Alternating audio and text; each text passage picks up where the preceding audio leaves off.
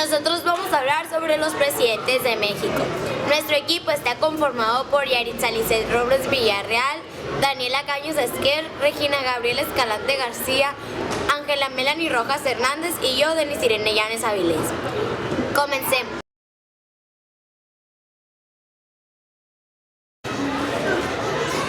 Ahora hablaremos sobre Adolfo de la Huerta. Él nació en Guaymas en el año de 1881.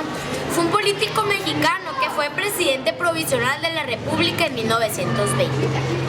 Cursó estudios de contaduría y música y se implicó en la lucha del régimen contra Porfirio Díaz. Fundó el Club Antireeleccionista de Guaymas y tras la caída de Porfirio Díaz de 1920 fue diputado local. Bajo la presidencia de Venustiano Carranza fue oficial mayor de la Secretaría de Gobernación, encargado de despacho, gobernador del estado de Sonora y cónsul general en Nueva York. Él murió en México en el año de 1954. En 1919 fue nombrado gobernador de Sonora, cargo en el que permanecería hasta 1920. Las relaciones entre el gobierno de Carranza y el estado de Sonora fueron muy tensas. A mediados de 1919, el gobierno federal había dispuesto que las aguas del río de Sonora fueran propiedad de la nación, pero Adolfo de la Huerta se opuso a esta decisión. Carranza envió a Sonora al general Manuel Diegues con el pretexto de que las fuerzas del gobierno iban a combatir a los llanos. Adolfo de la Huerta consideró que esto era una violación a la soberanía del Estado y al pacto federal consagrado en la Constitución. En abril de 1920, Plutarco Elías Calles y Adolfo de la Huerta firmaron el Plan de Aguatela, que fue un manifiesto político concentrado contra Carranza y en apoyo de Álvaro Obregón, por el que desconocían a Carranza como presidente.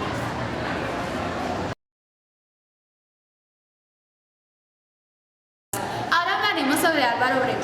Poco después de producirse el triunfo de la Revolución Maderista, Obregón fue elegido presidente municipal de Guatabampo y en 1912 bajo el mando del general Agustín Sanguinis. Luchó contra el general Pascual Orozco en Chihuahua, con el grado de teniente coronel. El agricultor había decidido canjear el arado por las armas. El plan de Agua se proponía no combatir a las autoridades, siempre y cuando estas no hostilizaran al ejército constitucional liberal, que encabezó el licenciado Adolfo de la Huerta, a la sazón gobernar sonorense. Tratado de Bucareli, firmado en 1923. Fue un acuerdo entre los países de México y Estados Unidos. Oficialmente fue llamado Convención Especial de Reclamación, por periodos sufridos por ciudadanos o sociedades de los Estados Unidos por causa de las guerras de la Revolución Mexicana. Fue entre 1910 y 1921. Las pláticas tuvieron por sede a la Ciudad de México y se llevaron a cabo en el edificio del Gobierno Federal, ubicado en la calle de Bucareli número 85. Las negaciones se iniciaron el 15 de mayo de 1923 y terminaron el 13 de agosto del mismo año. El Tratado de Bucareli fue cancelado en 1924 por el nuevo presidente Plutarco Elías Calles.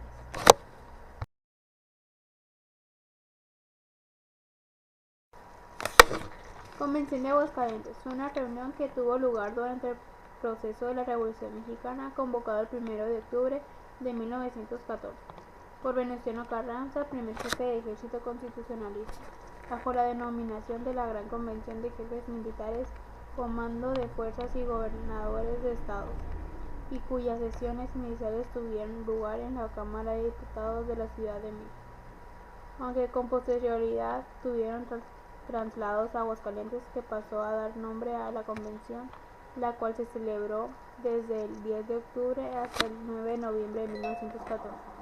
Los zapatistas no entraron desde el principio a la convención, sino desde el 26 de octubre, cuando protagonizaron el afirmado incidente de la bandera, que casi le cuesta la vida a uno de los delegados.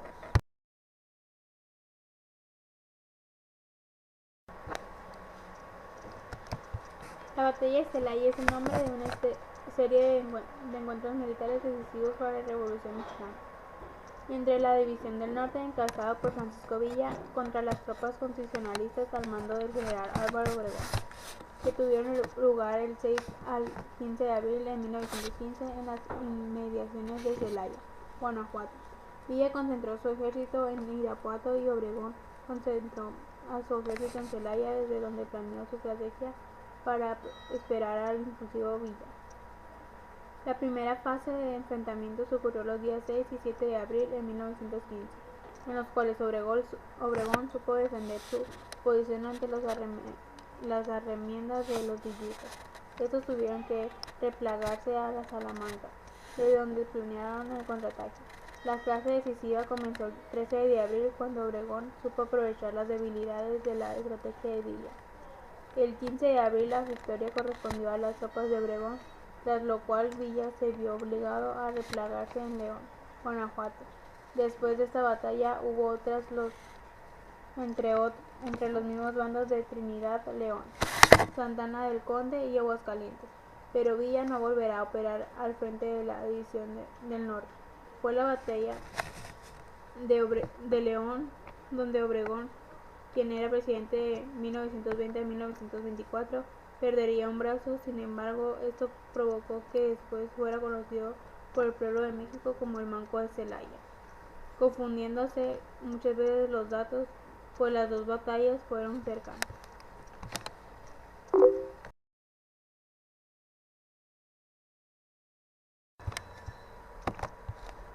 Plutarco Elías Calles nació el 25 de septiembre de 1877 en Guaymas, Sonora. Abandonó su carrera de maestro para participar en 1914 en el levantamiento encabezado por Venustiano Carranza contra el presidente Victoriano Huerta, luchando a las órdenes de Álvaro Obregón, el comisario de Puerto Guaymas, y más tarde ocupó el cargo de gobernador de Sonora. El presidente Carranza le encargó a la Secretaría de Industria y Comercio. En 1920 se retiró del gabinete para dedicarse a preparar los trabajos electorales para la candidatura a presidente de Obregón. Al ser elegido presidente, le nombra jefe de la Secretaría de Gobernación. En 1923 se retiró para preparar su propia gira electoral como candidato a presidente de la República. El triunfo le llegó en 1924, ocupando el cargo hasta 1928. Gran orador, su discurso más importante fue el dirigido al Congreso de la Unión el 1 de septiembre de 1928, que dio origen al Partido Nacional Revolucionario. Como gobernante se dedicó a restaurar la economía, a la reforma agraria, a la organización de obreros y campesinos. Se ocupó de la construcción de la gran carretera entre México y Acapulco. Fundó bancos e instalaciones de crédito. Fue el primer presidente institucional de la Revolución Mexicana. Para sus detracciones fue el instigador de la persecución religiosa que embarcó la guerra cristera, que dejó miles de muertos entre 1926 y 1929. Plutarco Elías Calles falleció el 19 de octubre de 1945 en México DF.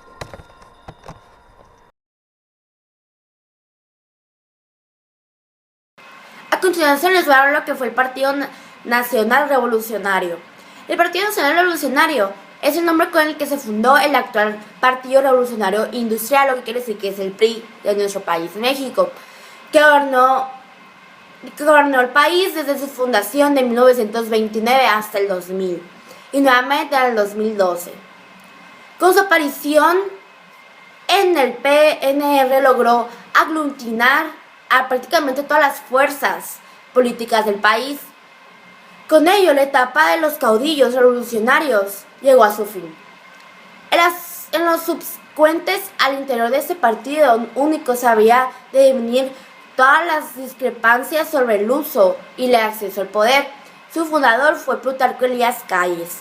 La principal función de este nuevo partido fue que consistía en organizar y llevar a cabo las elecciones, tarea que antes era encomendada por la Secretaría de la Gobernación. Con anterioridad a la formación del partido oficial, los desórdenes motivados a consecuencia de las campañas electorales eran muchos. Entonces dijeron como que había un problema, puesto que cada grupo se atribuía siempre al triunfo electoral y eso terminaba en la mayoría de los casos el levantamiento armado, o sea, siempre de que terminaban mal. Portes Gil señaló que la idea de formar un partido le parecía excelente, ya que quería salvar a México en la serie de los trastornos que ocurría. A continuación les voy a hablar lo que fue la Guerra Cristera, o también conocida como Guerra de los Cristeros o Cristiada. Esta Guerra Cristera fue en México, fue un conflicto armado que se prolongó desde 1926 a 1929 entre el gobierno de Plutarco Elías Calles y milicias de laicos, presbíteros y religiosos católicos que resistían la aplicación de la legislación y políticas públicas orientadas a restringir la participación de la Iglesia Católica sobre los bienes de la nación, así como el procedimientos civiles. La Constitución mexicana en 1917 estableció una política que negaba la personalidad jurídica a las iglesias, lo que quiere decir que no permitía que las iglesias participaran en cosas políticas. Prohibía la participación de clero en la política, privadas a las iglesias del derecho a poseer bienes, raíces e impedir cultos públicos fuera de los templos. En las principales lugares zonas que pasó todo esto fue en Guanajuato, Jalisco, Querétaro, Aguascalientes, Nayarit, Colima, Michoacán y parte de San Luis Potosí, al igual que Zacatecas. De hecho, hay una película que se llama Guerra Cristiada, que ahí te explica también brevemente el gran efecto que causó toda esta guerra.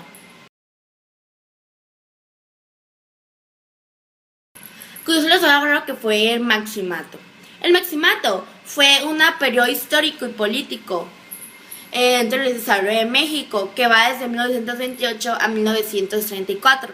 Este periodo debe su nombre a Plutarco Elías Calles, quien era conocido como el jefe máximo de la revolución. Elías Calles solo fue presidente en el periodo de 1924 a 1928, pero en los 6 años siguientes sucedieron 3 presidentes. Todos ellos subordinaban en menor o a mayor medida a los intereses políticos del expresidente. Es obvio que Calles ya no podía ocupar la presidencia en el periodo inmediatamente posterior al suyo, y tampoco había de hacer uso después de la reforma constitucional que permitía la reelección no sucesiva. Establecía al fin de que Obregón volviera a la presidencia. Los presidentes que siguieron de él fueron Emiliano Portes Gil, que duró de 1928 a 1930. Después le siguió lo que fue Pascual Ortiz Rubio de 1930 a 1932. Y después le siguió a Abelardo L. Rodríguez de 1932 a 1934.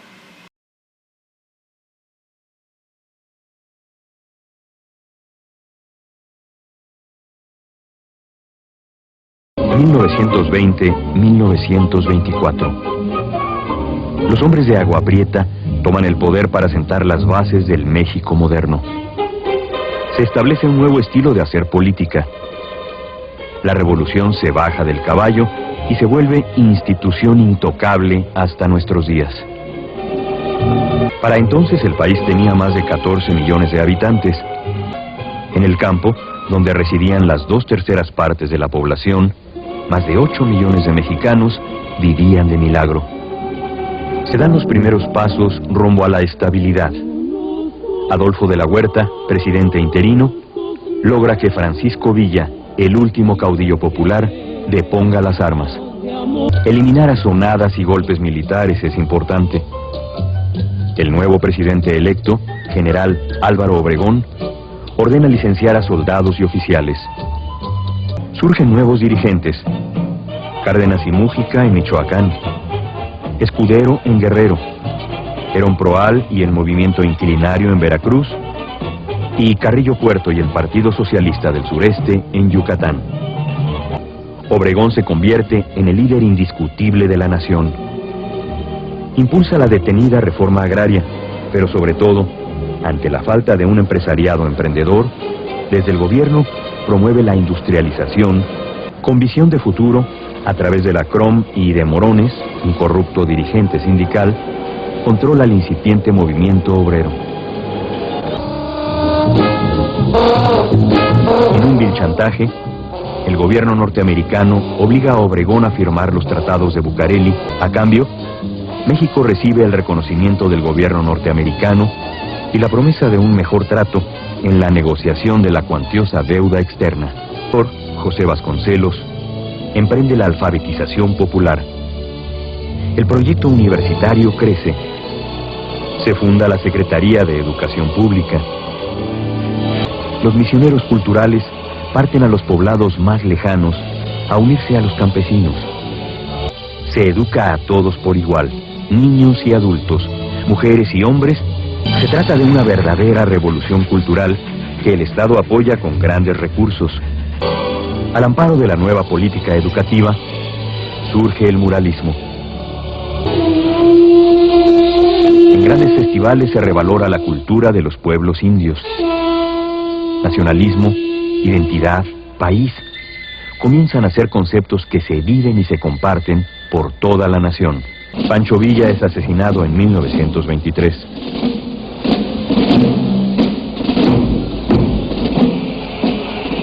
La última asonada militar. De la Huerta se subleva, en desacuerdo con Obregón, por la sucesión presidencial. En Ocotlán, los rebeldes son derrotados fácilmente, pero durante la revuelta son asesinados importantes líderes regionales como el yucateco Felipe Carrillo Puerto. Plutarco Elías Calles es el candidato oficial a la presidencia.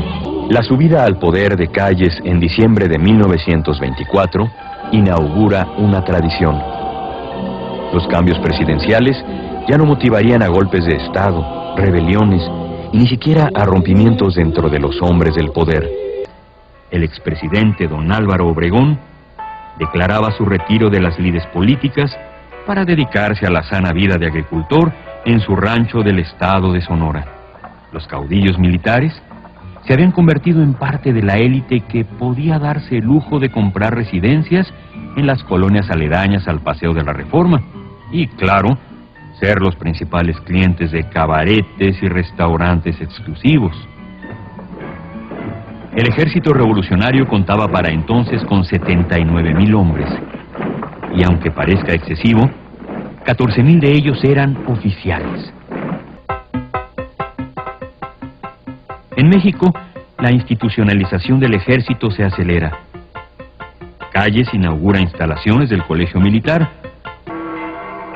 Ante una ley que limitaba las actividades de los sacerdotes para llevar a cabo los oficios religiosos y el asesinato de varios católicos a manos de los golpeadores de la CROM, el conflicto estalla en 1926.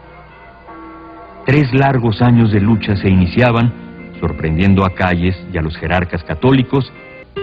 La negativa de las empresas petroleras a someterse a los dictados de la Constitución y a las disposiciones del nuevo gobierno son la causa de otro gran conflicto. Sus órdenes al general Lázaro Cárdenas fueron terminantes. Si algún soldado yanqui pisa el territorio nacional, los pozos petroleros deberán arder. Ante el anuncio de Álvaro Obregón de abandonar sus labores de agricultor para reelegirse como presidente de la República, surge la oposición. José Vasconcelos, exsecretario de Educación Pública y creador del proyecto educativo de la Revolución, lanza su candidatura contra el candidato oficial. Los generales Francisco Serrano y Arnulfo R. Gómez presentan su candidatura a la presidencia de la República en lo que se interpreta como un acto de franca rebeldía en contra de Calles y Obregón. Acosados por el poder central, que reprime a sus partidarios y sin otra alternativa, Serrano y Gómez caen en la trampa y deciden levantarse en armas. Con 40 generales serán pasados por las armas en una verdadera masacre que se inicia con la famosa matanza de Huitzilac. Un dibujante y militante religioso, José León Toral, asesina a Obregón durante una comida con sus partidarios en un restaurante de San Ángel. Luego que el victimario se declara como un defensor de la fe, es fusilado, llevándose consigo la verdad del crimen. Emilio Portes Gil, presidente interino, toma el lugar de Obregón. Calles, así, entrega la presidencia, pero no el poder. Hay paz con los obispos. Hay paz con los Estados Unidos. Y, aunque sea la de los sepulcros, hay paz con los caudillos revolucionarios.